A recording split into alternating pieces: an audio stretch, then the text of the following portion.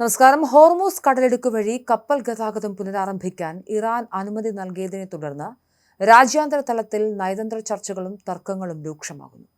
ആഴ്ചകളോളം നീണ്ടുനിന്ന ഉപരോധം നീങ്ങുന്നതോടെ ആഗോള എണ്ണവിലയിൽ ഗണ്യമായ കുറവുണ്ടാകുകയും ഓഹരി വിപണികൾ ഉണരുകയും ചെയ്തെങ്കിലും മേഖലയിലെ സുരക്ഷ ഉറപ്പാക്കുന്നതിനെ ചൊല്ലി വൻ ശക്തി രാജ്യങ്ങൾക്കിടയിൽ ഭിന്നത നിലനിൽക്കുകയാണ്. ഹോർമൂസ് കടലിടുക്കിലൂടെയുള്ള സുരക്ഷിതമായ യാത്ര ഉറപ്പാക്കാൻ ബ്രിട്ടനും ഫ്രാൻസും ഉൾപ്പെടെയുള്ള നാറ്റോ രാജ്യങ്ങൾ സംയുക്ത സൈനിക നീക്കം പ്രഖ്യാപിച്ചതിനെ അമേരിക്കൻ പ്രസിഡന്റ് ഡൊണാൾഡ് ട്രംപ് രൂക്ഷമായി പരിഹസിച്ചു.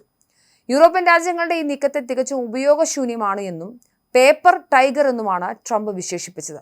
കടലിടുക്കിലെ പ്രതിസന്ധി അവസാനിപ്പിച്ച ഈ സാഹചര്യത്തിൽ സൈനിക സഹായം വാഗ്ദാനം ചെയ്ത നാറ്റോ രാജ്യങ്ങളോട് മേഖലയിൽ നിന്നും വിട്ടുനിൽക്കാൻ താൻ നിർദ്ദേശിച്ചതായും അദ്ദേഹം വ്യക്തമാക്കി.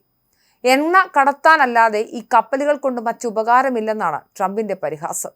ലെബനനിലെ ഹിസ്ബുള്ളയ്ക്കെതിരായ ഇസ്രായേൽ ആക്രമണങ്ങൾക്ക് ശമനമുണ്ടാവുകയും വെടിനിർത്തൽ പ്രഖ്യാപിക്കുകയും ചെയ്ത സാഹചര്യത്തിലാണ് ഹോർമൂസ് കടലിടുക്ക് എല്ലാ വാണിജ്യ കപ്പലുകൾക്കുമായി തുറന്നു നൽകുന്നതായി ഇറാൻ വിദേശകാര്യമന്ത്രി അറിയിച്ചത്.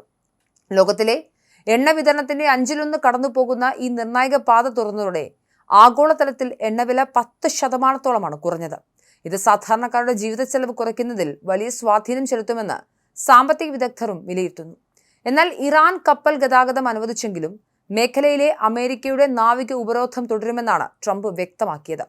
ഇറാനുമായുള്ള ഇടപാടുകൾ പൂർത്തിയാകുന്നതുവരെ ഉപരോധം തുടരുമെന്നും വൈകാതെ തന്നെ വലിയൊരു ഉടമ്പടിയിലെത്താൻ സാധിക്കുമെന്നും അദ്ദേഹം അവകാശപ്പെട്ടു. അതേസമയം അമേരിക്കൻ ഉപരോധം തുടരുന്നത് വിട്ടുവീഴ്ചകൾക്ക് തടസ്സമാകുമെന്ന് ടെഹ്റാനിൽ നിന്നുള്ള വൃത്തങ്ങൾ മുന്നറിയിപ്പ് നൽകുന്നുണ്ട്. ഹോർമൂസ് കടലിടുക്കിലെ സുരക്ഷാ ഭീഷണികൾ ചർച്ച ചെയ്യുന്നതിനായി പാരീസിൽ 49 രാജ്യങ്ങളിലെ നേതാക്കൾ ഒത്തുചേർന്നു. ബ്രിട്ടീഷ് പ്രധാനമന്ത്രി കീർ സ്റ്റാമറും ഫ്രഞ്ച് പ്രസിഡന്റ് ഇമാനുവൽ മാക്രോണും ചേർന്നാണ് മേഖലയിലെ സുരക്ഷാ ദൗത്യത്തിന് നേതൃത്വം നൽകുന്നത്. സ്വതന്ത്രമായ കപ്പൽ ഗതാഗതം ഉറപ്പാക്കാൻ സംയുക്ത സേനയെ അയക്കുമെന്നും സ്റ്റാമർ പ്രഖ്യാപിച്ചിരുന്നു. അടുത്തയാഴ്ച ലണ്ടനിൽ നടക്കുന്ന ചർച്ചയിൽ 12-ലധികം രാജ്യങ്ങൾ ഇതിൽ പങ്കുചേരും. എന്നാൽ യൂറോപ്യൻ രാജ്യങ്ങളുടെ ഈ സൈനിക സന്നദ്ധത എത്രത്തോളം ഫലപ്രദമാകുമെന്ന കാര്യത്തിൽ പലരും ആശങ്ക പ്രകടിപ്പിക്കുന്നുണ്ട്. നേരത്തെ സൈപ്രസിലെ താവളം സംരക്ഷിക്കാൻ അയച്ച ബ്രിട്ടീഷ് യുദ്ധക്കപ്പലായ HMS ഡ്രാഗൺ സാങ്കേതിക തകരാറുകൾ മൂലം പിൻവാങ്ങേണ്ടി വന്നത് ഒരു ഉദാഹരണമായി വിമർശകർ ചൂണ്ടിക്കാട്ടുന്നുണ്ട്. ഹോർമൂസ് കടലിടുക്കിൽ ഇറാൻ സ്ഥാപിച്ചിട്ടുള്ള അടിയൊഴുക്കുള്ള മൈനുകൾ നീക്കം ചെയ്യുന്ന പ്രക്രിയ തുടരുകയാണെന്ന റിപ്പോർട്ടുകളും വരുന്നുണ്ട്. ഇറാനും അമേരിക്കയും തമ്മിലുള്ള യുദ്ധ സാഹചര്യം ലഘൂകരിക്കുന്നതിനുള്ള 3 പേജുള്ള സമാധാന പദ്ധതിയെക്കുറിച്ചുള്ള ചർച്ചകൾ വാഷിംഗ്ടണിൽ പുരോഗമിക്കുകയാണ്. ഇറാൻ അവരുടെ സമ്പുഷ്ടീകരിച്ച യുറേനിയം വിട്ടു നൽകുന്നതിന് പകരമായി മരവിപ്പിച്ച $20 ബില്യൺ ഫണ്ട് തിരികെ നൽകുന്നതാണ് ഈ പദ്ധതിയെന്നും റിപ്പോർട്ടുകൾ സൂചിപ്പിക്കുന്നു.